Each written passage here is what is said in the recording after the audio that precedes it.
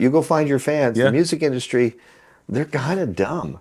And right now they're super dumb. They're just chasing TikTok now because they don't have a choice. TikTok is so far ahead, exploding these acts. Like, way back in the early days, it was MTV and Much Music and radio. And one centralized it was location. kind of like you had a video and you have all these radio formats, and there was all this payola that was going on. Still there. It's still there, and it was still, even they said it was all gone, but it was there when I was around. It's still around. Yeah. And so but that was the channel. Well, now TikTok, it just like explodes, out of their ass all over the place, and these record company presidents are running around trying to sign one-off single deals with these little TikTok sensations. Yeah. Guys, the Manager's Playbook is a resource for artists and aspiring managers and executives offering deep insights into the business side of music. We invite our community to subscribe, provide feedback, and sign up for the Manager's Playbook newsletter in the description below to further enrich your collective understanding and support the future of music management and executive leadership. Thank you again and always for joining us in this journey to demystify the music industry. In today's special episode of the Manager's Playbook, we dive deep with the legendary Chip Sutherland, a linchpin in the Canadian music scene whose expertise in entertainment law and artist management has notably shaped the careers of many, including my own.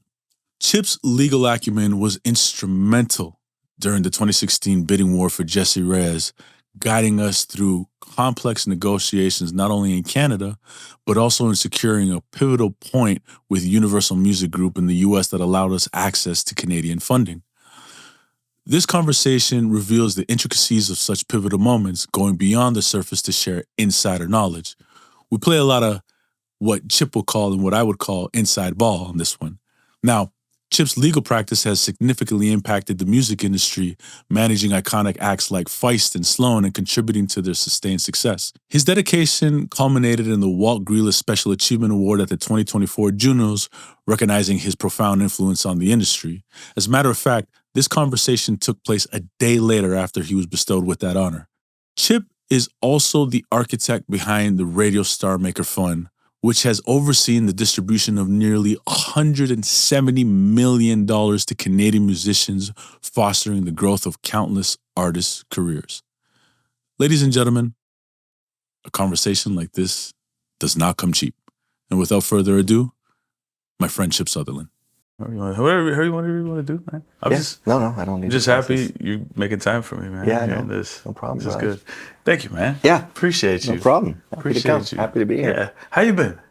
I've been good. Yeah, everything's good. Yeah. You so last night we're good here. Yeah. So last night, yesterday, you're honored at the 2024 Junos for the Walt Grealis Special Achievement Award. Mm-hmm. What does that feel like for you? Because you've been so important to so many Canadians, nationally, internationally, and if I can for a moment, you've been super important in my career as well too. Mm-hmm. A lot of people don't know this, but a lot of people don't know this, and not for any reason except that it's just if it comes up in conversation, then we talk about it. But a lot of people don't know how instrumental you were in Jessie Reyez's deal when we signed to a major, and there was a massive bidding war for her. Mm-hmm. And we got introduced to you through a mutual friend, Dave Gannett. And he's like, you gotta meet Chip. He's the guy. And he's like, he doesn't do too much of this, but I know he'll like you guys. And we met, I think, in Toronto. And first thing I remember is like, you gave me a copy of the book. Right. Yeah. Read this. And you said, read this. Come back to me afterwards. No, you didn't say that. Yeah. But from that moment on, like you met Jessie, myself, Byron. Mm-hmm. And you were super helpful in putting together that deal, both on the U.S. and on the Canadian side. I always say, like, we had two really good people, a few people in our corner who were really providing us a lot of counsel and advice. And honestly, I've said this before, but I'll say it again. I'm so thankful for you being in the corner of us, because if it wasn't for you, who knows what that would have looked like for us. Mm-hmm. So I say thank you, and I say, like, how does it feel to be honored and at the Junos? Well, that's great context, and thank you so much for saying that, because that story really is that someone was asking me, like, well, you're nervous talking to these people, and I was like, well, no, because I've pretty much done something, worked with, helped people, been involved with almost everybody in this room. Yeah, yeah. So it's kind of like a family. So you knew that, well, people are on your side rooting for you. And, the nature of the work, because when you're a lawyer and you're saying like it doesn't come up in conversation, that's right, because I don't talk about it. Because no good lawyer, you don't even know whose clients are. Like Don Passman, the guy I wrote the book with, I know who some of his clients are, but you don't. Because he's not advertising. He doesn't advertise. He's not on a website. Yeah. Everyone just goes to him, who's important. And he treats it, very, of course, eventually people find out he's at a meeting or something, and that'll happen with me. But, you don't make any friends as a lawyer walking around yapping about, you should see this great work I did with Jesse Reyes. Like, you do the work because it's the right thing to do. And, especially in Jesse's case, it was so exciting. Like, such an exciting time for you guys. Yeah. It was huge. And to see someone like her really making her own way, it's my favorite thing, She had been sort of working on her own and had that kind of explosive video that just went viral. Figures. That she set up herself. You guys all set that up, and you were just trying to surf that wave, and man, you were on the top end of that wave, and it seems exciting. Everyone thinks it's exciting. It's scary as hell. Mm-hmm. Like, you get up on the top of that breaking wave up there, and you're coming down the face of the wave, like in the industry perspective. Holy shit.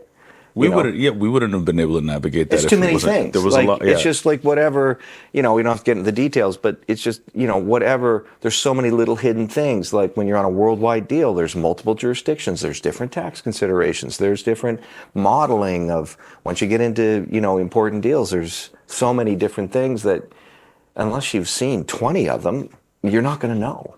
I mean, I'll say something because it's like, I know Jesse and Byron are going to be okay with this, but I remember specifically it was one thing that you said, because we were going to do the deal over in the U.S. And this is somewhat public. So we did a profit split eventually, 50-50 with North America, UK, but for the world, we did Universal, but we carved out Canada. Mm-hmm. And that came specifically from you saying, did you cross-collateralize? I remember you saying this all the time. Right. Because did you cross-collateralize? Because if you did, don't. Right. And I remember it being in the agreement, and you're like, they fucked up. Yeah. And you went and you fixed that for us. Mm-hmm. And it's the kind of thing that labels aren't going to give that to you. There's no way they're going to offer it. You have to go demand it, and it's such a subtle deal. That's a great example of many kinds of deal points where they don't like it, but they'll do it. Well, I know they'll do it. Yeah. Because I've done it. So can you explain what that is? Well, it's just in Canada, if you want to get particularly, not that it matters for Jessie because she's so successful, but when you're getting started and you don't know how that success curve is going to look, you want to get grant money from Starmaker or Factor. You have to have an isolated revenue stream because, and this makes sense, the Canadian funding system is not going to just fund a recoupable account in the United States. That's just sending money down to the States. It has to be, your royalties have to be isolated in Canada so that the money in Canada is subsidizing Canadian profits. So that's like a funding principle. And the money's still with Universal. It's just that they have to recoup it in Canada, and they can't just, the piles of money they're spending in the States, they can't just use those Canadian dollars. Mm-hmm. And even before there was, this is in the book, even before we got into the heavy-duty grant thing, in the olden days, when Canadian bands, there was always this tension. Do you sign in Canada or do you sign an American deal, right? Like Sloan's deal was with Geffen. That was a big deal. You're going straight to LA, right? Just like Jesse, right? This was way back. And back when I was cool. Anyways. Still are. I'm just kidding, man. Come on. So if you signed a deal in America for the world, then all the money that you would generate in Canada from record sales, and the best example of this is the Tragically Hip, they were selling multi-platinum records in Canada. And their record label was piling money into them in the States trying to get them to go. And they really just weren't doing a good job. But they sort of didn't care because they were taking all the royalties from Canada to offset the costs in the States. Okay. So the Tragically Hip, they just weren't going to make any money. Because and the record label was like, we've got all this money to spend on videos because we're going to recoup it, and tour support because we're going to recoup it. So we're just going to keep spending your money. And the Hip finally, of course, they figured that out. But that's the trap you get into as a Canadian band. If you don't have Canada isolated, Right. if you get going in Canada, you want the American label to kind of be risking, you want the profit model for them to be risk benefit motivated in the United States. You don't want them getting an easy, cheap, free ticket out. Yeah. Because they've got Canadian royalties they can use. Yeah, all of a sudden. Yeah, that's if they're not making the money over there. Yeah. It's a long, complicated answer, but if anyone went all the way through that answer anyways, they'll understand. You're asking like complex questions, so I was like, okay, I'm sorry. I got to give you the answer. I'm sorry. First question out the gate, a complex one, I guess. Yeah, that's okay. No, but this is what it's about, because I think there's a lot of people who, if they don't get a chance to meet someone like you, which is really rare, to be honest with you. So it's like, okay, not everybody has the access to Chip Sutherland. Unless you're a fly fisherman. Yeah, unless you're a fly fisherman. Yeah, exactly. If you're on the West, maybe on the West. That's different. Then that's different, but most of us don't, but for those who do, you give us a lot of time, and it's always appreciated. So that's why I think it's so important that these artists who are new, who are coming into the game, or these new executives or new managers, they have a resource so they can understand some of these things that are complex, but it's not really too complex what you're saying. You know, you just you just have to stick all the way, and you have to baseline understanding of how accounting works and all that kind of stuff. Yeah. I want to go back to your question about how it felt last night, because it's striking me that it's fun. We could do this right the day after the whole thing happened. There's labeled and label people in the audience. They're on the other side, like lots of them, you know. And the fun part, you're looking out, it's not an us and them, you would think. I mean, because I've only ever, I have worked for some label executives sometimes, because I'd be helping them negotiate their contracts against the record labels. So the conflict is not, there's no conflict, but it's a weird one, right? When people get up the food chain and want help with their sort of career planning, I'll do a little bit of that for, friends, people I know. But to be out in the room and to see all these people who I've literally beat up in negotiations, but they're all smiling and happy because it all worked for the artist. Nobody's like, because the other, one of the other big principles for, I would say, there's lots of different styles, especially in America, because I know you've got this going across borders. It's a little bit like zero-sum game in America, like I win, you lose, right, kind of approach to things. But in Canada, the market's so small, and I said it last night, you have to work together. You can't sort of take no prisoners. That's not going to work. Yeah. And it's so small, you're just going to run into these people next year, and the next time you may get your ass handed to you. So you always wanted to go in going, I know you don't like it, like the recoupability question's a great answer, but this is the best thing for Jesse. And it's the best thing for Jesse, because I don't need to explain from the label. I'm saying, it's the label. Right. It's the best thing for Jesse. The president of Universal at the time, of course, I know him well. And I was like, this is what has to happen. He's like, absolutely.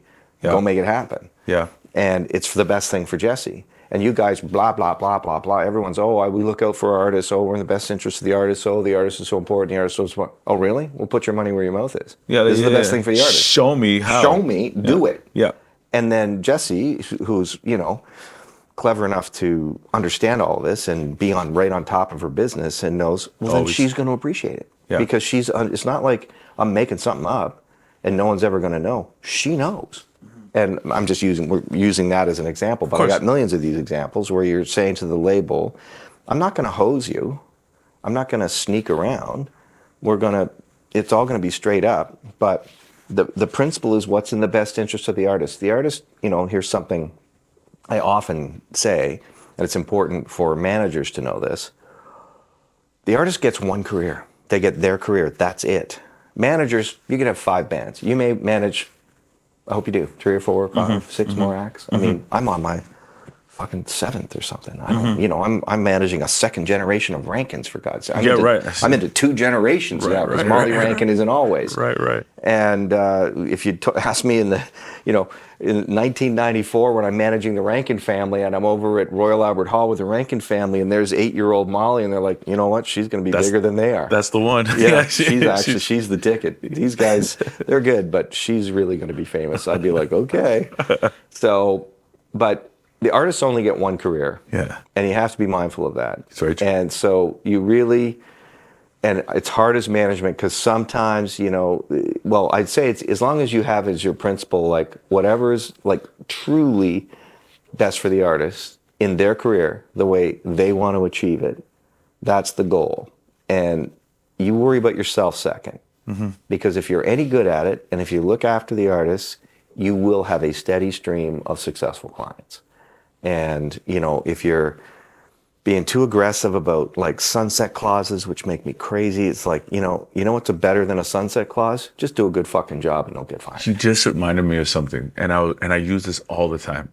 And you said to me very early in my career, you said, you know, paperwork is great and everything like that, but if you want to put like one piece of paper, you put it in a drawer, forget about it. But even if you sign that, he's like, listen, this shit doesn't matter. You said to me a long time ago, you said, you are managing your artist up until one day you call them, they can't get them out of bed. That's when you know you're not managing the artist anymore. Yep.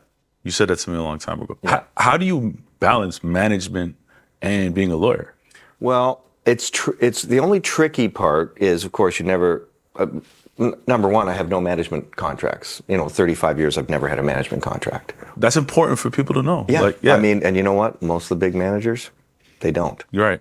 If you're worried about locking an artist down with some piece of paper, it's the wrong artist for you. So, I'm not saying it shouldn't be very clear how you're going to be paid. Yeah. But having an agreement of like, I'm going to get 20% of your net touring profits, let's say, whatever, 20% of your net recording after recording costs are taken off, whatever your profit is, let's just use that as an example. And the artist knows that's what it is. And when you do the accounting, whatever, twice a year, whenever, quarterly, whenever you like to do it, you show them the accounting. Here's the money you made. Here's my commission on that. And this is what I'm getting paid by the business manager. Okay, great. That's the agreement. The agreement is the understanding. I'm going to work for you. This is the formula on which I'm going to get paid. But the piece of paper is just useless. Other than, like, you can put that kind of thing, if it's just what percentage of what do I get paid, well, that's just one piece of paper. It's barely 3 sentences. Yeah. So what's the agreement for? It's pretty easy to remember, too. Yeah. And the term, it's the other thing. I mean, now we're getting into sort of details, but going deep dive now. No, please. Inside baseball. The term is the other problem. Managers always, these are the management deals I see, and they're like 5-year term. And if you hired an accountant to do your taxes, the accountant doesn't get to say, okay, I'll do your taxes, but only if you're hiring me for 5 years. Or if you go to hire a lawyer to maybe do one of your house transaction, do a will, it's like, okay, I'll do it, but only if I'm your lawyer for 5 years. You just hire them to do the work, and they do the work, and they get paid by the hour, and you pay them. And then if you want to use a different accountant, you just use a different accountant. So is management a professional service, or is it some kind of like business equity kind of, which a lot of managers think like, we're in business. That's why a lot of managers own a piece of the label of their own artist. Sure. Sloan has their own label. I never owned it. Never owned anything. That was the rarity. They owned 100% of their label, because it never would have even occurred to me. Because I had started as their lawyer, I'm like, well, the best thing for you is that you own it. So as your lawyer, because you're asking me the questions, how do you define the lawyer and the manager? Well, easy. If you're doing that, then it's lawyer first. And if you feel a conflict creeping in, like if you feel like, oh, wait, my interests conflict here. Like if I had wanted to own a piece of their label, then I would have had to send them to another lawyer. Got you. And go, okay, well, we're going to have to negotiate this. So I'm going to send you to another lawyer. But you knew that wasn't in their best interest if you sent it to another lawyer. Because I you knew had that the if best I interest. was that other lawyer, I would tell me no. Yeah. So I didn't even ask. You're right. It never even occurred to me, to be honest. Yeah. I'm like, you guys are the band. It's your creative vision. It's your label. This is what you should have. Yeah. And, I'm going to call Universal, and we're going to get them to carve out the space for you to have distribution, which everyone does all these kinds of deals now. It's a big in vogue. In the early 90s, a band owning their own masters and their own publishing and running it on a distribution deal. Universal's lawyers didn't even know what to do. Like, how long did it take for you to get that sorted out with them? Well, it's a funny story that Randy Lennox was the president then. Yeah.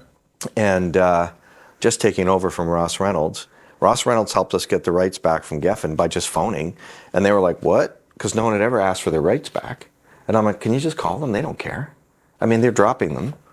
It didn't work out. Geffen, they don't care. Can we just have the rights for Canada? because that's all they're going to do. And they're like, sure. Like, again, Just that like, doesn't happen now. A phone call. Right. It wasn't right. some massive negotiation.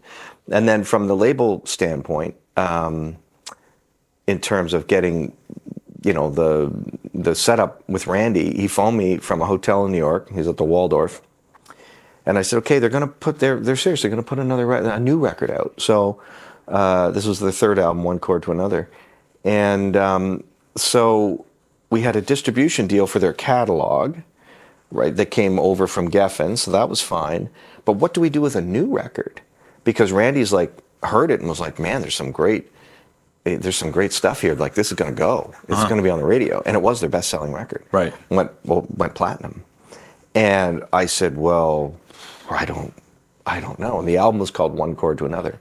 So he said, well, here's what we're going to do. We're going to put $100,000 up in marketing costs, and which you would understand this deal now because you would see these now. You'd call them an enhanced distribution deal. There was no name for this back then. And it was like, well, we're going to distribute it, but we'll give you $100,000 and we'll take it off. We'll take a higher cut on the first, whatever it worked out to, the first 20,000 records. And then after that, it'll go back to distribution, or the first 40,000 records, Sounds whatever. Like a pre-recoup, post-recoup type. Exactly. Yeah. But there wasn't any like trying to leverage us into a record deal, because they knew they would say no to that because they were already on our own. Yeah. And he was like, that's fine. We just want to make sure we have the tools to make this record successful. Again, what's best for the band? We want them to succeed. And this record is a really good record, so we want to put some of our resources in it. So let us spend money on it, and here's the mechanism that we'll get our money back. But they weren't trying to make extra profit on it. They were just trying to, all they ever made profit was their distribution margin. But they just got their own tools, and Sloan got their records back. That was their biggest record. And the lawyer at Universal, he sent me this giant bucket of shit. And I was For that? After the fact? Yeah, after Randy and I talked, and I was like, what are you doing? And it had options and he was trying to turn it into a record deal, because that would have been what a Universal lawyer does. Like, that's what he's supposed to do.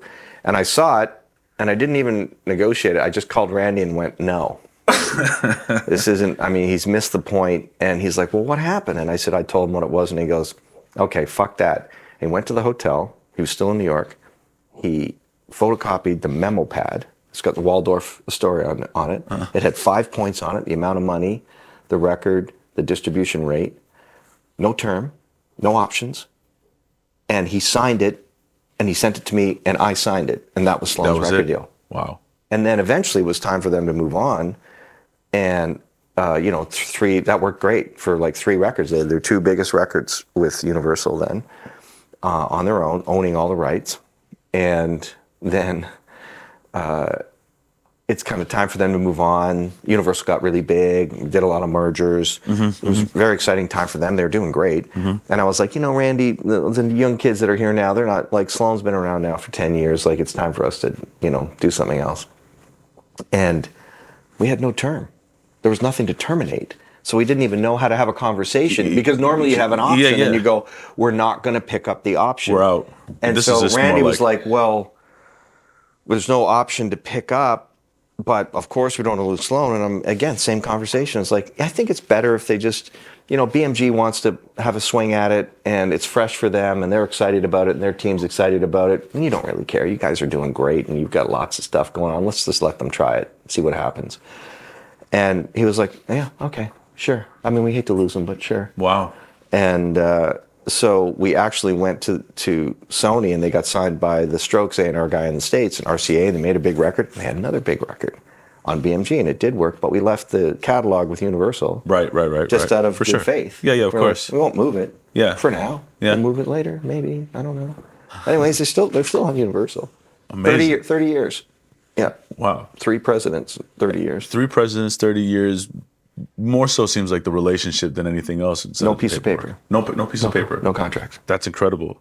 What is the first thing that an artist should be putting in place, when they're getting into this world? Finance. Honestly, it's all, because eventually, as you really, the sooner you start understanding your money and your cash flow, like getting a good accountant that even the smallest band understanding, like for Canadian acts, it's like get an HST number. How does HST work? Sure. What can I write off? What can I can't in my little personal business? What about court? Because that's the little microcosm of your business. You know, you don't have to learn to read a balance sheet or anything, but you just need to know how to balance your checkbook. Yeah. And, you know, have a relationship with an accountant. You know, lots of people, like, I used to get it all the time, and the word's out now that I'm hard to find now. Because I just don't have the bandwidth for, you know, I have some good young lawyers that do some stuff for me if I, you know, see, but I really only work for people I know. The joke amongst my friends is that I'm the snow leopard. They're like, we know you, everyone knows you exist, but no one can find you. I don't have an office anymore. I don't keep any law firm. I don't have any affiliations. No one can find you. They sort of see your tracks in the snow. Yeah. But there's like, no one gets a picture. No, this was uncomfortable this weekend for me. It's like, no one has any pictures of me. Walking around, everyone's like, who is this guy? You know, everyone knew my name, but they didn't know what I looked like. When I texted you, I thought it was 50-50 chance I'm going to hear back from you. So it worked out. And I got him in front of some cameras, so that's nice. Yeah. That's good. So yeah, start HST, finance. You know, and you know, and then some kind of like marketing, booking help. You know, like how do you? It depends on the style of music, of course. Like if it's live based, then you know you want to have someone who can book your shows and someone who can help manage your money to start out with, just so you keep track. Because so many times I see artists are so keen and they're just, you know, they get opportunities, they're out there and they're not really ready for like, oh my God, how much does that cost? You know, it's like, wow. And then they find themselves sort of piling on the debt and, you know, or they have a budget to make a record. And I always like, you know, whatever, you borrowed from your parents or you earned it, you know, working or whatever. And, you know, you've got, and maybe you get a grant from Factor and you're like, I've got $30,000. It's like, great, you can spend $15,000 making your record. That half, yeah. Exactly. Because you need the other half. Yeah. You know, it's like, but so many times like, oh, you know, I made a record for $32,000. I had $25,000 and then I borrowed $7,000 on my credit card, but I got the record done. I'm like, well, now you're just screwed. Now what? Yeah, because you can't do anything with it. And I think like a general misconception that everybody says as well too, like earlier, like the way you make money in this business is touring.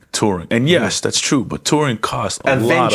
Eventually. Yeah, you're not. It's 2, 3, 4 tours in. Like the shit costs a lot of money to get on the road, to get the right people, to get the right venue, all that stuff.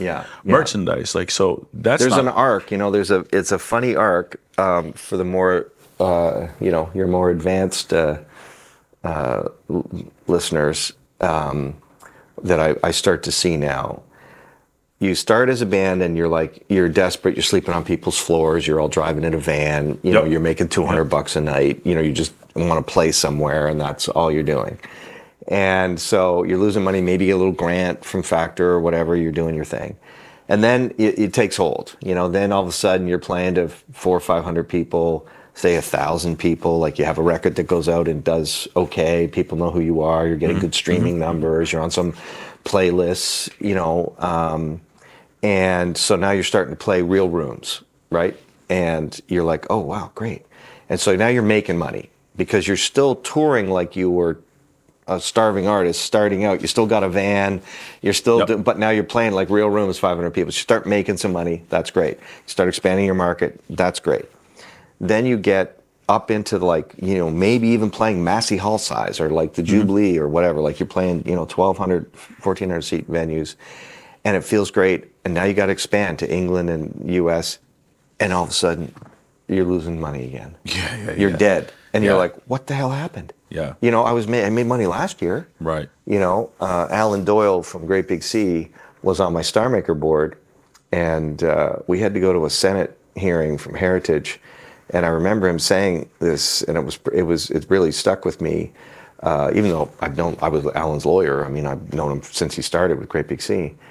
But he's like, we thought we were doing great until we had to go to America, and then the shit hits the fan. You know, you're trying to bomb around America or go to the UK. Like, don't think. You know, his message to the Heritage community, they were talking about funding, is like, don't think that.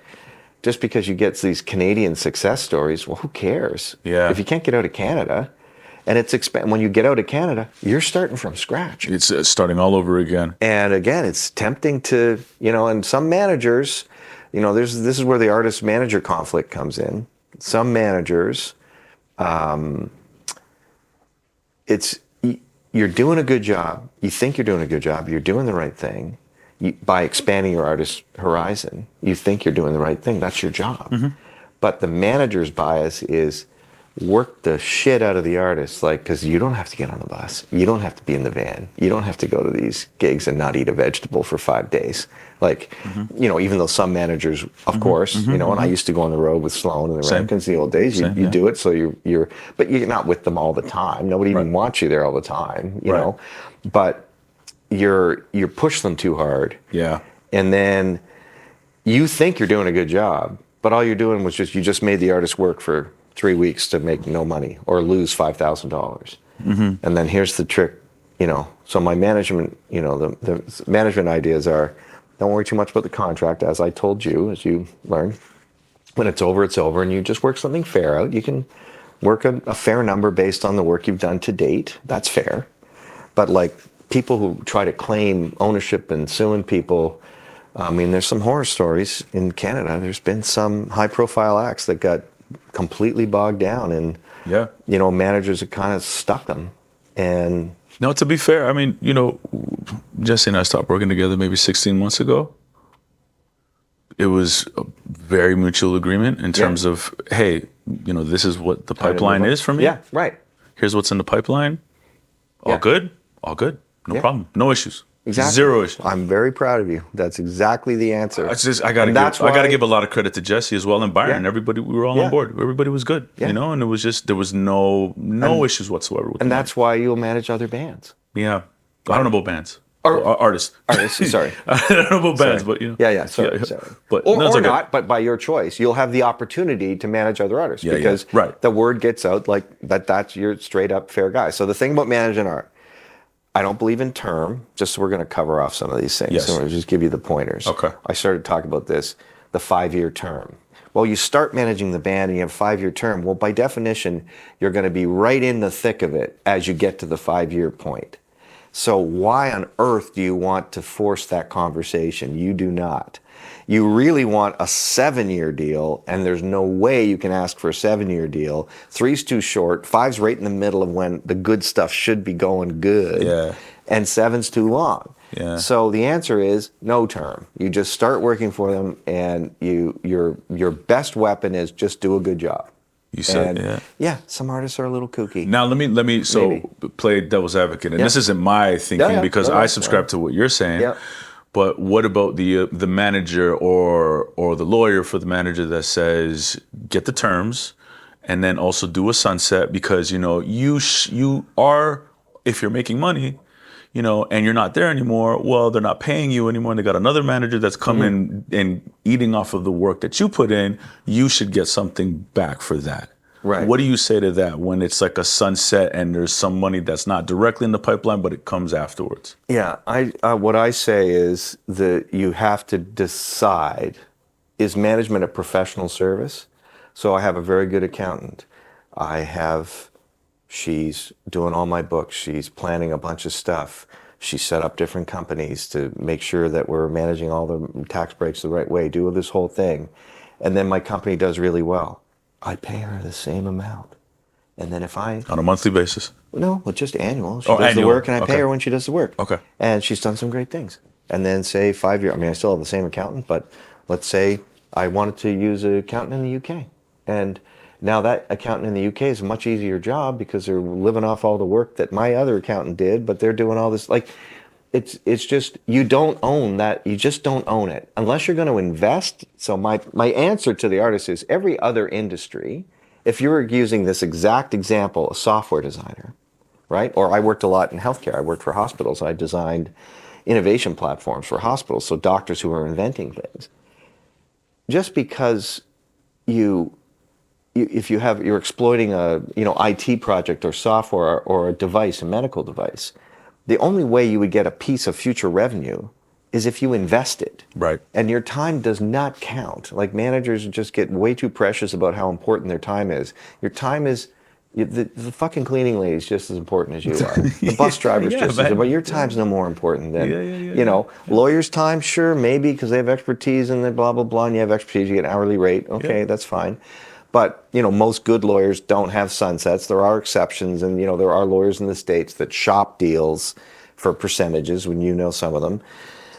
I don't do that. That's not my bag. I'm not saying it's a bad thing. Sometimes that's what you want, and sometimes their value is they drive a deal up so that Sure. they're worth what they cost. I've rarely seen them worth what they cost, other than Don Passman's firm. That's a full service firm. I don't see it. But anyways, the point is, when you were saying, what do I say to it? It's like, unless you put up $500,000 to own 10% of their company, the real math, the real commercial lawyer would say, okay, you want a percentage of what they're going to own, of what their management is worth, which is mostly the live touring share, the royalties and stuff. Well, we can look at it right now, and on a speculative value, we're going to say a 10-year term. Let's say that was your sunset term, 5-year management, 5-year sunset. Yeah. A 10-year term with a declining thing. Yeah. We can estimate that value is like $7 to $10 million, and you want to have 12% of it. So you're going to, and you want 10% of it to keep it easy. Great. Cost is $700,000. Mm-hmm. Put it in the kitty right now. Mm-hmm. And your time. Oh wait, you're going to put some time in? Yeah, which is important too. So we'll give it to you for $350. But you would actually invest in the act with your own money. And some managers do. Yeah. And that's different. Yep. But you don't just, managers I see that invest actual cash in their artists, like I paid for Sloan's first video off that album, One Chord to Another, because I had no money. Yeah. And Randy wanted to do this great deal. And I'm like, okay. And we were in the middle of the deal, and I didn't want to get too far. And I was like, that's fine. I'll fund it. We'll get it back out of royalties. That's not investment. That's a loan. And I controlled their money, so I know I get my money back. I wasn't worried about it, and I did within 4 months. Okay. So, you might as a manager do a little bit of that from time to time. I don't recommend it. I don't like it. We were all friends, and we were already, well established then, so I didn't mind. But so the answer is, I don't believe in sunsets unless you're actually got cash on the table. Yeah. Just don't do it. You did the right thing. That long term, career wise, that's going to pay dividends. Just coming from the school of Chip Sutherland. Yeah, man. That's what I like to hear. What do you think is more important, if not more important, but like, what do you suggest? Or maybe it's different for everybody, but manager or lawyer first for an artist? I would say generally the manager is way more useful. I mean, the lawyer is such a narrow role, unless you're really thinking you're getting this lawyer to shop. It was the late 90s when the music business was at its peak, pre-Napster. That's where these shopping lawyers started to show up. Okay. And just so everyone's clear, like there's two kinds of, music business lawyers. Please, yeah. And, one is, my style, I came from the school of like, I was already an established corporate lawyer in a big firm. Even throughout my music career, I still did like, structured $25 million for the Brain Repair Center in Halifax. Like I was doing real legal work, is what I would call real legal work. And you get paid on an hourly rate. And that's how, most corporate law firms work. Now I'll struggle with some of that now, trying to do package financing and package pricing. But for the most part, you paid by the hour.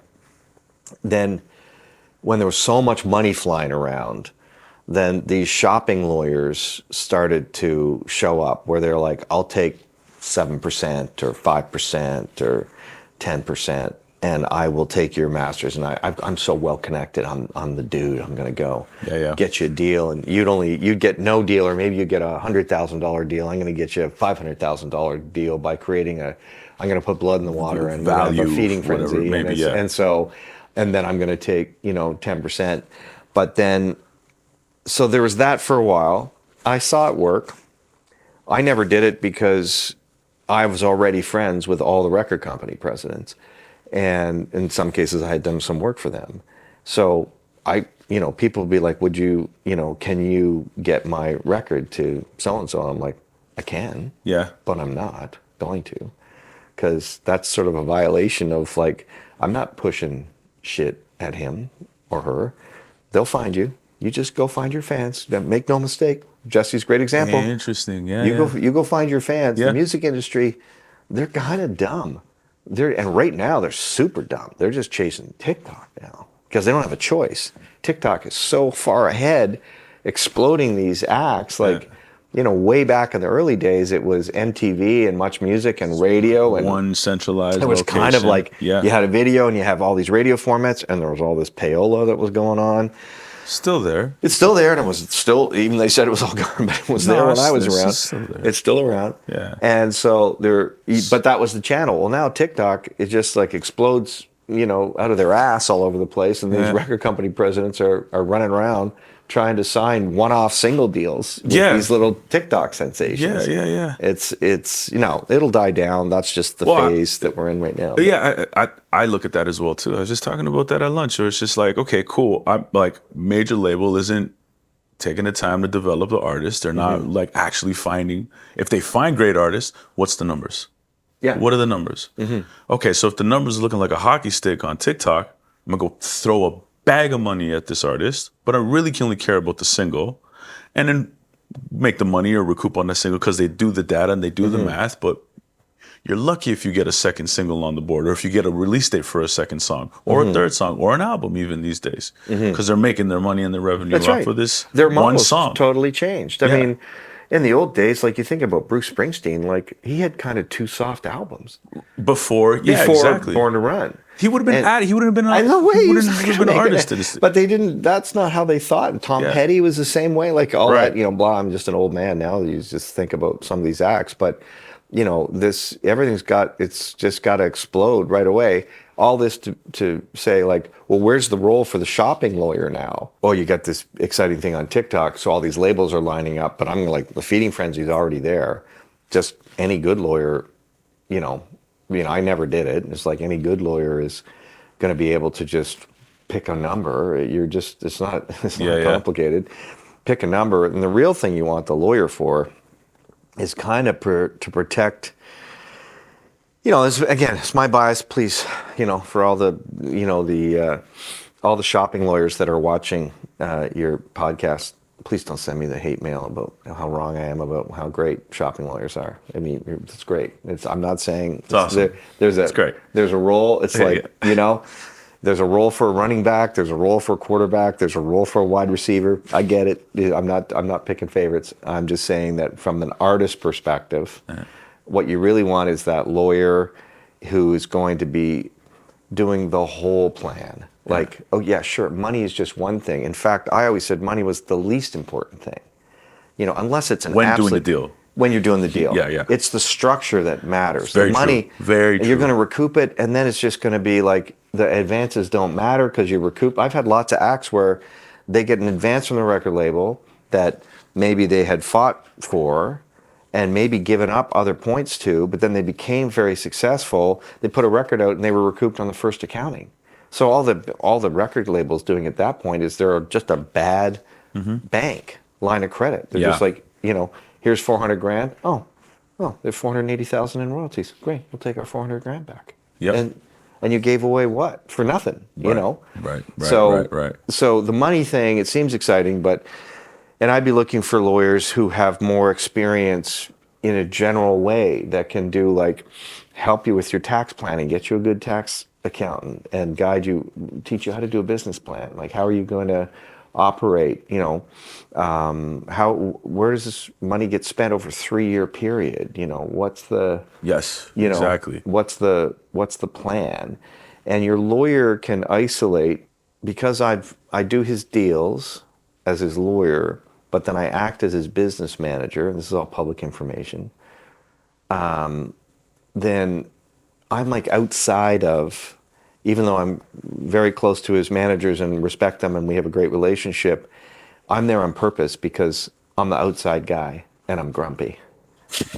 So when everyone knows they got to come and ask my permission for the freedom to go, I don't know, ask Chip. Ask Chip, yeah. And he, of course, he makes all his own decisions and runs his career very, very well. But he knows that I'm like the Senate. I'm the sober second thought. I'm just like, well, So And then I'm like, you know what? I don't know, guys. That's a lot of money. I don't know if you want to do that, or, you know, and doing the business planning, I can do that with him privately for himself. Yep. And he's not getting pressured by managers to spend a bunch of money, especially when he's running his own label, getting pressured to spend a bunch of money on things because their game is like they want him to be huge. They're doing a good job. Their job is to push. Yep. You know. Yep. And my job is to make sure it doesn't get pushed too hard. Settle. Yeah. So that's what I say you're looking for in a lawyer. Yeah. More so than like a shopping guy who drives up a price tag that I'm going to tell you is irrelevant. What's your take on the industry now? We talked a little bit about now, but like in 2024, what does this look like to you with all the cut to grow, and I put air quotations there, and all I know that? that's a cut to grow. Wow, that's a big thing. Well, Yeah. I mean, I assume that there's always fat. I mean, when they consolidated in the 90s, when the whole Napster thing happened, and all of a sudden the bottom dropped out. Yeah. Everyone was like, "Oh no!" Like, the cut is like, "Whoa, it's terrible." It's like, what were all these people doing? Because we don't even notice that they're gone, And there was a lot of fat, and of course, that was not in the 90s. That was not cut to grow. That was cut to not go bankrupt. Cut to not go bankrupt. That's what I was going to say. It's a different thing here, This right? is all different. They're just trying to streamline so they can, because they're recognizing the models are different. I mean, just think about the whole A&R function from the olden days. Now, I always worked with acts that made their own records and licensed them to. That was the other big point from an artist point of view, right? You want to be licensing. You don't want your copyrights owned. There is a time and a place. There's a time and a place to have your copyrights owned, and sometimes it's fine. But if you can, mostly not because of a financial thing, because the deals won't look that different, slightly higher royalty and less advance on a license deal. The biggest thing is you control the record and you get it back eventually. Yep. And it's so important. So many of my acts that they get their catalog back. Yeah. And they can just get the streaming revenue directly. So in terms of where it is now, there is a lot of chasing TikTok. I don't notice it because I don't do those kinds of deals. I don't have those kind of clients. You don't have those kind of acts. So I'm not. It's never gonna. Nobody's. And if someone brought that to me, I would just say no. So because I'm like, that's not my bag. Some kid in their basement in Oakville that's got a hot thing. It's like even though Jesse sort of had that viral like figure was like a big song. She was a serious artist. Right. There was no question. Right. She'd been doing it for a long time, and she was totally committed to it. And Yeah. I knew all the people that knew her, and that's not. You can still have viral sensations that are real artists. Absolutely. That's fine. But this TikTok thing. Now I know, privately, quietly, a lot of the label presidents, they're trying to tone down this. Like it's almost like they have an arms race. They need to agree to just go. Can we just ignore this TikTok shit? Because it's just a quick buzz. It's a quick hit on the pipe, and that's it. Because they never go anywhere, really. It's just they make money though. Or is there a way? Are they just going to isolate it to go? If it's just schmuck bidding wars, right? And they all go chase the same thing. Mm-hmm. There's not really going to be artist development. They may pretend there's going to be. Why don't they just put a tiny army of people with checkbooks and run around and write checks and just put this shit out and see what happens? But in the meantime, which was kind of happening. Yeah, it was. Yeah. Oh yeah, they're still doing it. But I was seeing record company presidents making the phone calls.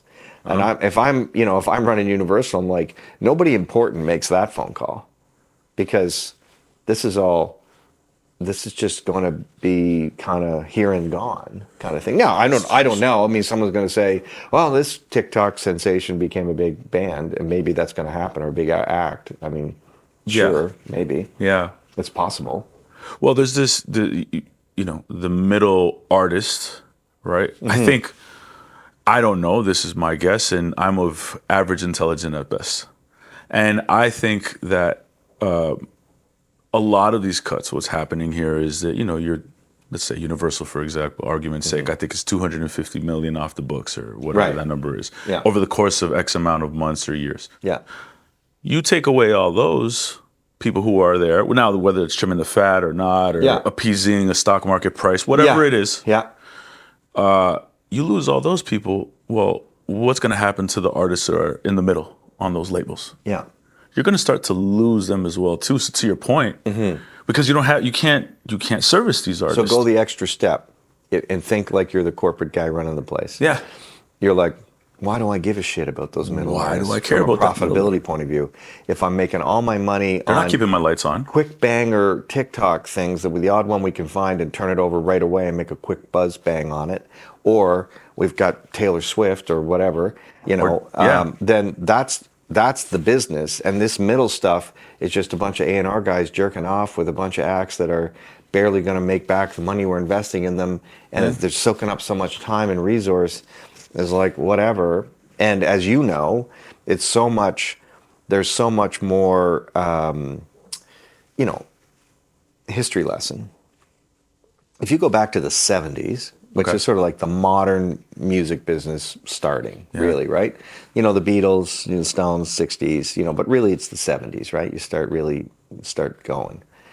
And what the modern business looks like. But everything was owned by the labels. Like studios were owned by the labels. You had to go through the labels. And in fact, if we go back to the 60s, you have someone like Chet Atkins, who was the vice president of RCA. He was the A&R guy. He was the in-house producer. And he was the best guitar player in America. That was Chet Atkins. That was the quality of the person that ran a record label in the 60s. And if you want to make a record, like Lenny Breau from Winnipeg, who's famous guitar player, tragic story, but, Chet Atkins worshipped him. And you go sign to RCA and Chet Atkins produces your record, signs your record deal, and plays on your record. And I didn't know that. Yeah, everything was controlled by the labels. All the studios were controlled, distribution channels were controlled, manufacturing, distribution was all controlled.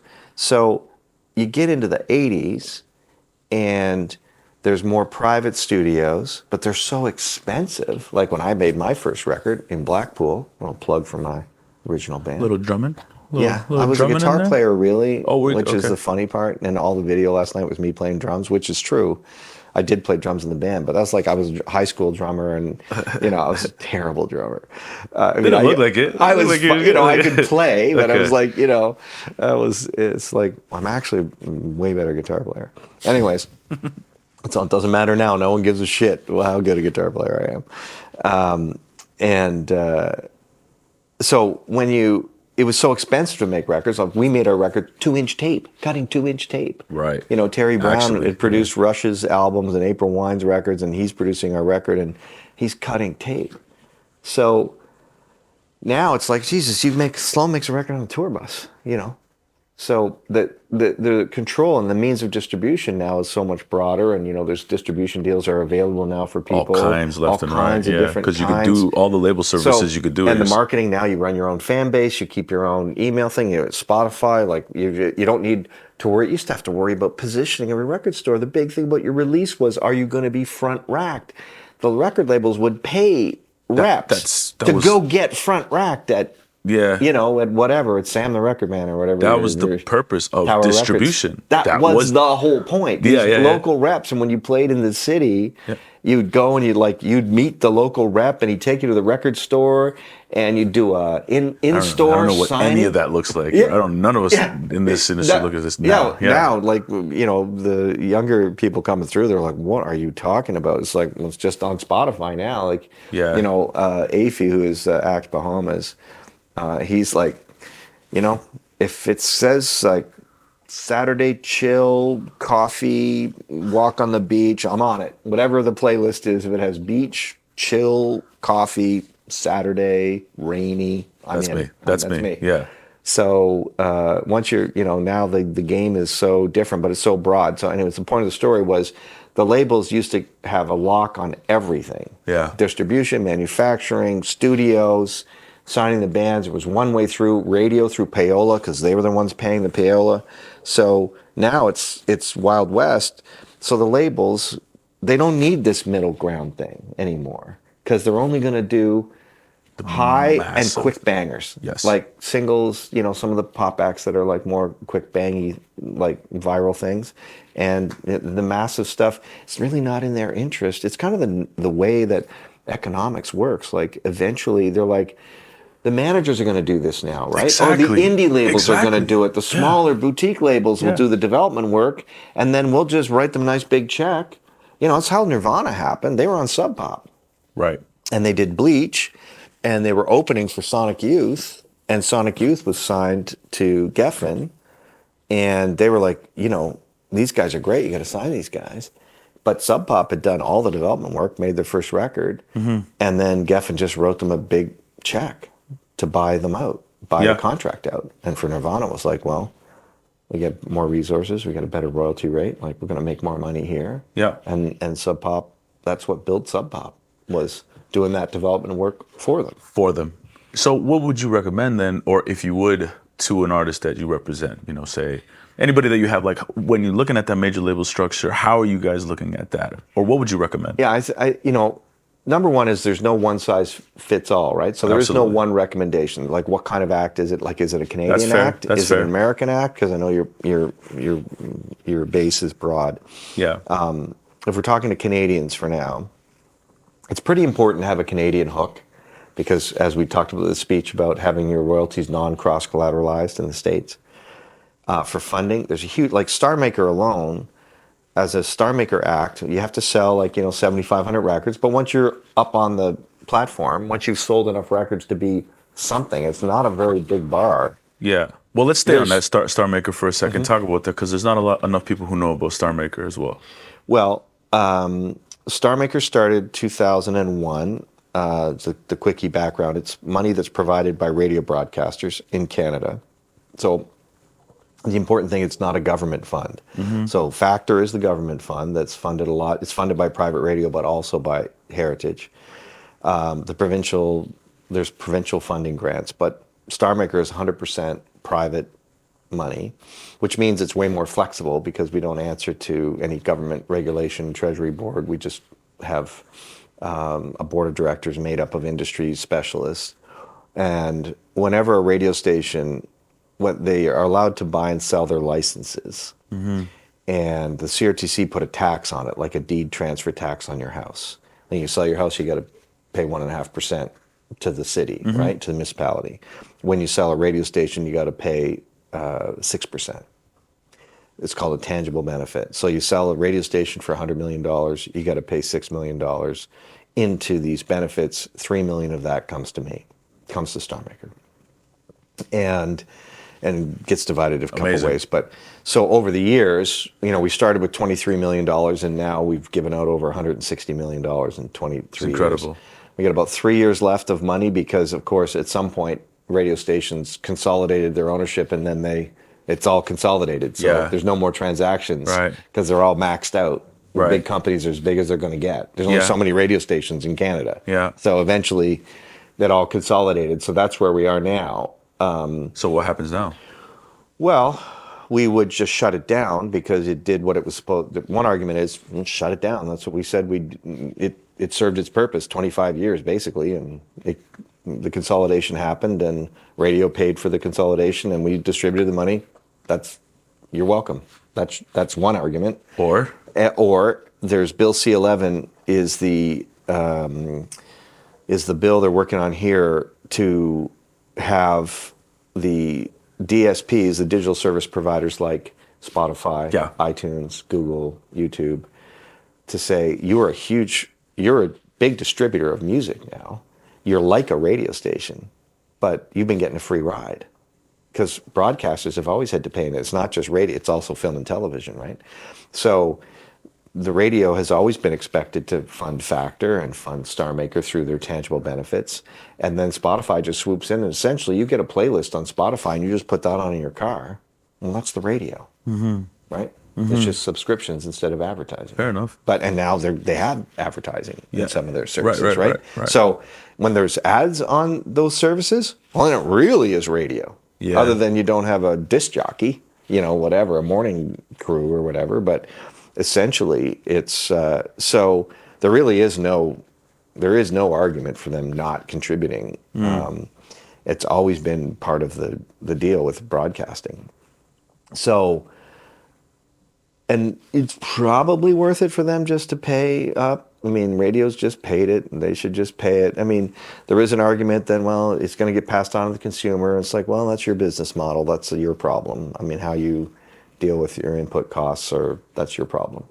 So I'd say it's likely that there'll be this year probably some money earmarked that will come from these service providers. So last night at the dinner, we announced that this Radio Starmaker Fund is now called the Canadian Starmaker Fund, because it's not going to be funded by radio anymore.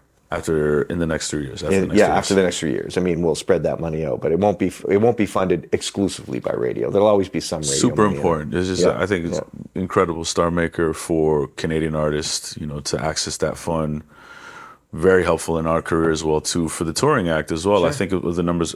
Even when you're making money, even like with Jesse and whoever, even when acts that are successful and you're making money, you can still there's still a lot of development that needs to happen. Yeah. There's a lot of, and sometimes you'll see it with more successful bands. We'll see they'll carry like more elaborate production, let's say, because they can afford it, and they'll use that, or they'll take the money for a tour in the States where it's already doing well. And again, we have rules around this. Like, you can't just get money for, like, you're playing stadiums. No, you're not getting. No, if it's over 1,000 people, you're on your own. And you get, at the time, it was like we were getting 2,500 per show. Still 2,500. Okay. Yeah. But if you're over 1,000, a show, Canada, U.S., wherever, worldwide now. Worldwide, okay. But if you're over 1,000 people, we're like, that's big enough. You should be able to make money. You're all right. So it's really for just those small markets. But even the biggest band might be playing to 2,000 people in New York, but they're playing to 800 people in St. Louis. So you average it out? No, it will only fund. We'll only for fund the one in St. Louis. Yeah, we'll only fund those gigs that are that are under 1,000. Right. There's a bunch of rules, anyways. People go, if they're interested, they should go to the website. It's all on there. It's all artist friendly. It's all meant to be. Yeah. You don't need a grant writer. Just do it yourself. Highly advise you go to the website, check it out. Starmaker. It's an incredible program that you developed. A couple more questions, because I know you got to get out of here, and I appreciate your time. What are some of the questions that you wish an artist or a manager would ask you? Well, I think, Leslie said it last night, which was nice for her to say, and I remember the conversation. And you get so swept up in the moment, of what's happening right now, right? And at the time, she's on Saturday Night Live, she's nominated for the Grammys, she's performing on the Grammys, a lot of stuff was going on. She's in a bunch of movies. She's on this iPod commercial, Leslie being Feist. Sorry. And so we sat down and we were talking, and to pull her out of that immediate frenzy and go, you need to have a talk with your 40-year-old self, because at the time she's in her late 20s. And it's like, I love that. I love what you say. You need to be setting, that's who you're working for. You're working for her. So what move are you going to make now that's going to be important to her when she looks back and goes, thank God you did this? So the question, it's not really a question that artists and managers would ask me, but it would be more of an approach of, you need to think, where are you 10 or 12 years out? What's the goal? And because everyone thinks the goal is obvious, right? I'm going to be famous. I'm going to be a celebrity. I'm going to have piles of money. I'm going to have houses in a bunch of different cities. And I'm going to make records. And I'm going to go fly all around the world. Like, they think that's the goal. It's like, is it? What if it isn't? Leslie actively dialed her career down after her Reminder record. She didn't like playing arenas. She's like, I don't want to play those anymore. So I'm going to make different kind of music. I'm tired. I'm not going to radio stations anymore. I don't care. Play my record, don't play my record. I'm like, okay, we're going to approach everything differently then. We're going to approach it. You're making the records you want to make. Same thing with Sloan. I mean, I've got a million. How did you dial that down? Well, you just have to pull them out. It's a little bit of, it's a bit of philosophy. You sort of have to dial people into recentering. You have to center around, sometimes I'll say to acts, decide right now, how much is enough money right now? Right. Because money moves, Yeah. right? The needle moves. Like you think you have lots of money. All the time. And then all of a sudden it's like, God, I'm totally screwed. I don't have, wait a minute, I don't have, my third car is acting up. It's like whatever. It's like my fucking boat doesn't work really well. It's like, wait a minute, 10 years ago, you didn't care about a boat. Right. And all of a sudden now it's essential. Like, my cottage my cottage in Muskoka has mice. It's like, well, you didn't even know you were going to have a cottage. You didn't even know you had a cottage. Yeah. So, it's like, and maybe that is important. That's fine. But are you going to have a family? Things like that. I mean, I quit management because my kids were young. I was on tour in Japan with Sloan, and my son was 2, and my wife just left me a voicemail because in Japan there was no way to talk, and it was just my son looking at my picture on the fridge crying, and she's like, "Here's your son." That was just like a minute of that, and then click. I'm like, okay, I guess I'm coming home. Okay, I quit. Yeah. And so, that's what I was like. Okay, I think I refocused on more of a corporate law practice for about 10 years, because I still manage Sloan and I started the Starmaker Fund, but I actually just wanted to take my kids to soccer practice and be that's home. it. I was home at lunch. My kids were in junior high. Those things change. I was making lunch for them because I worked out of my home office then. I had a law firm, but I worked at home. And when I think about it now, like, no, that's not important to everybody. Just what happened to be important to me. So. And a lot of artists as well, to your point, those priorities do change. Once you see, when those lights start to come and they're bright and all adulation and people, what you think you want is to be playing in arenas or stadiums. Many times it's not the case. Yeah. You find out you don't want that. Yeah. And some find out sooner than later, but it is that conversation that you should try and have with yourself earlier on in the career, for sure. Yeah, and I'm not, of course there's lots of great things about, being famous and all that kind of stuff. Oh, there's but it's great tons of perks, for sure. And making money and all that stuff. Yeah. But if you really just want to have like a creative career and that's what's important to you, then that's because it's like the approach to the deals. So for a Canadian act, for example, like you may be better off signing with like a really good indie label that you really like, that's super tight. Now it's hard to get good deals with the indies because they're a little tricky because they're all trying to survive. But, that's going to really cultivate your work that you really feel is in line with you and all that stuff, versus signing with an American label where the A&R guy who signs you is probably fired the next year. It's like at best 2 years, or not fired, but goes to another place. Or they just move around. They're always mobile. Always moving around. It's just that thing is just shifting all the time. Yeah. So that's again. So that's your approach to the business. Like, how do you want to approach it? Yeah, for sure. What do you got left there? I got one last question for you here. Good. Well, that was 2, I promise. That's fine. I just want to make sure we got to all your questions. That's all. I can sit here with you forever, my man, and talk to you. It's okay. I'm going to see you probably in another 10 years, hopefully. Knock on wood. So I won't see you snow till then. leopard. You got to come up into the Himalayas, man. I'm gonna start fishing just to go and hang out with you, okay? Yeah. But you in 2012, or is it 2012 or is it 2013? You wrote Canadian Edition, co-authored it. All You Need to Know About the Music Business with Donald Passman. If you haven't had a chance to read that book, I don't know what you're doing. If you're in this music business, you absolutely have to read it. Pivotal. And you co-authored the Canadian edition. Are you doing a second edition? No. And I'm, it kills me because it was such a fun project and we had such a good time. And Don, he's just like, of course, he's like my hero. He's like Wayne Gretzky calling you up. Do you want to go take shots? Like when he called me to say, hey, he'd called me because he had to do a lecture in Montreal. And he was like, is there anything I need to know? I was like, holy Jesus, there's a lot you need to know. If you're walking into Quebec, it's a whole different world, how it's structured and everything. And we had a really good chat about it. And he decided not to do it. I felt bad because I basically talked about it. He was like, oh, shit, that sounds like a lot of work. I'm not doing that. Anyways, it came up. He called me and said, he'd done this British edition. Do you know what I want to do it? I'm like, it's Wayne Gretzky saying, hey, you want to come to my backyard pond and take shots? And I'm like, yeah, sure, dude. So the way it was structured, I wrote at the end of each of his chapters, we had a little Canadian flag. Yes. So he's writing, and then rather than interspersing, it'd be too difficult. And then I wrote the little kind of commentary of like, well, here's how that works in Canada. Yes. Sort of the same, but not quite the same. And so it was super fun. We had a great time doing it. It was just awesome. what an experience to get to sit in his office and just shoot the shit, Yep. about ideas and kind of making jokes back and forth about certain things. But he's so ridiculously generous. He's like, okay, well, how much, we're gonna, we got to do the royalties. I'm like, I'm not doing the royalties. It's your book. You're like, you're Keith Richards. Like, this is Honky Tonk Woman. I'm not going to improve your book. Like, your book is your book. I'm thrilled that you asked me to do it. Okay.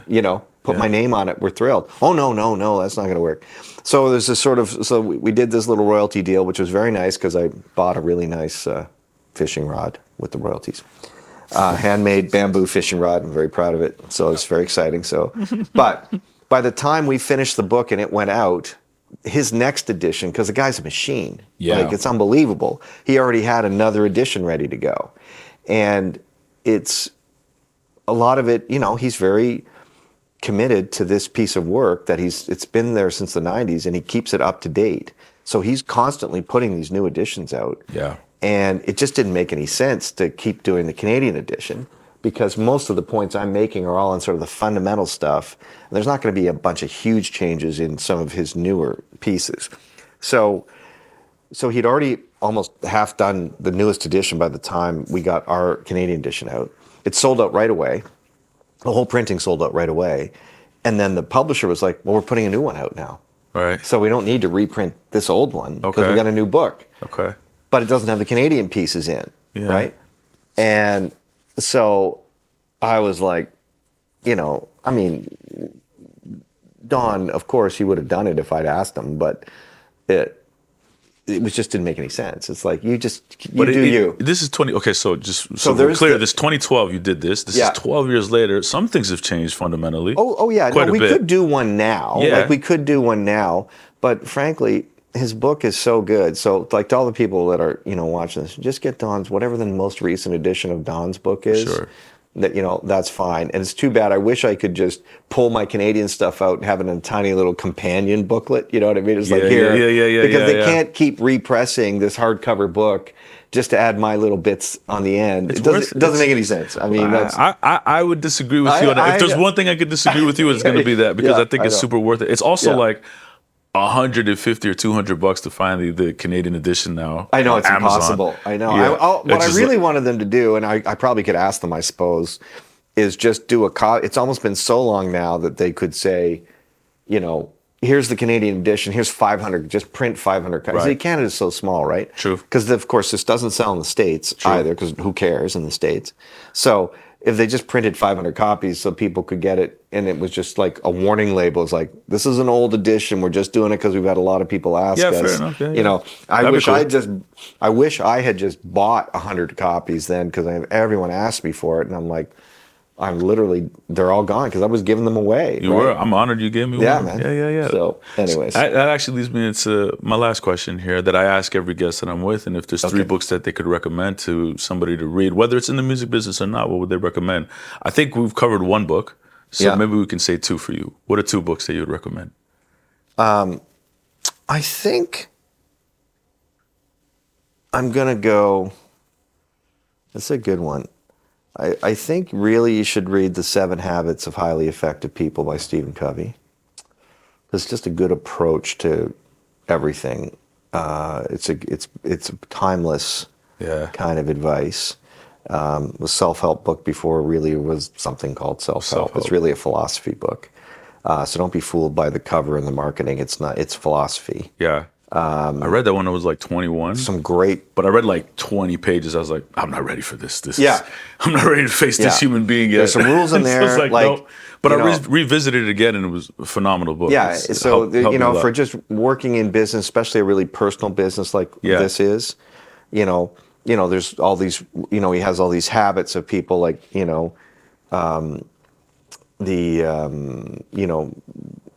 essentially, try first to understand before seeking to be understood. Like, understand what someone's saying to you before you start trying to push your opinion on them. There's just stuff like that, which is just timeless advice. Anyways, that's just sort of human being advice. And then probably read Hitmen, which is the book all about payola and that. Only because it's not like it's relevant anymore necessarily, But it's just a great insight into the history of the music business, and it kind of gives you some context. Takes some of the mystery, like it's a little bit of the secret sauce of the music industry, because a lot of the principles, like the record deals, are still based on stuff that happened back then. So that would be my other. If you can't find my book, read Don's book, of course. Chip, you're a legend. I can't thank you enough for doing this with me. I think people are going to find so much value in this. And again, man, it's amazing that Canada gets to honor you. And I don't know where we would be without you. Honestly, thanks, I can say that honestly, personally, for myself as well, too. I appreciate it. You know, you've been great. And thank you so much for this, man. Okay, dude. Appreciate you. Appreciate it. Thanks. Thank you. Chip Sutherland. All right.